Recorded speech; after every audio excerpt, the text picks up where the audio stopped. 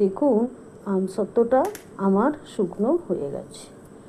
আমের সিজন, আমসত্ত্ব বানাবো না তা কখনো হয়?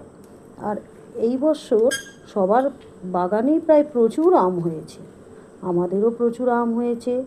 এত আম খাবো কী করি? তাই আমি আমগুলোকে আমসত্ত্ব বানিয়েছি।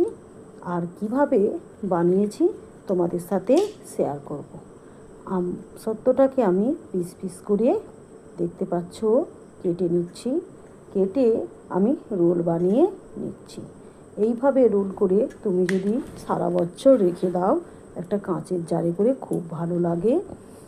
আর আসুন, তো আমি আমসত্ত্ব বানাবো, তার জন্য আমি আমগুলোকে ভালো করে ধুয়ে নিয়েছি। ধুয়ে ওর মুখটাকে কেটে আমি একটা গামলাতে করে সেদ্ধ করব। তোমাদেরকে দেখাচ্ছি, দেখো আমগুলো আমার কত সতেজ, তরতাজা। তো গাছে প্রচুর আম হয়েছে, খাবো কী করে? তার জন্যই আমি আমসত্ত্ব বানাচ্ছি। আসুন, তোমাদের সঙ্গে একটু শেয়ার করি। আমি সেদ্ধ করতে দিলাম আমগুলো। প্রথম দেখুন, আমগুলোকে আমি সেদ্ধ করেছি। সেদ্ধ করে আমি ঠান্ডা করে নিয়েছি। নিয়ে দেখছো আমি নিগড়ে নিগড়ে ওর পাঁকি আমি বের করে নিচ্ছি। এইভাবে আমি একটা একটা করে সব পাঁকি বের করে নেব। দেখুন, আমগুলো সেদ্ধ করে আমি সব পাঁকিগুলো বের করে নিয়েছি। এবার পাঁকিগুলোকে যদি না ছাঁকা হয়, খুব ডেলা ডেলা হয়ে যায়।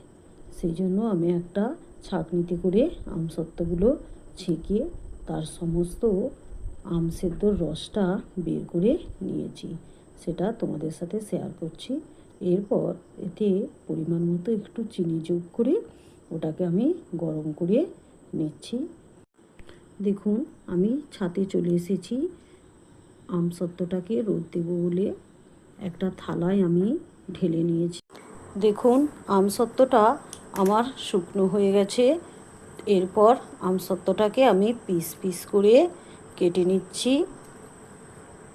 তোমরা দেখতে পাচ্ছ একটা একটা করে কীরমভাবে আমি রোল করছি। দেখো, তুলছি থালা থেকে, তোমরা দেখতে পাচ্ছ। এই সাইডটাকেও আমি একটু কেটে নিলাম, কারণ তুলতে একটু অসুবিধা হচ্ছিল। দেখুন কিভাবে আমি রোল করছি। আর ঘরের আমের আমসত্ত্ব খেতে খুবই সুন্দর লাগে।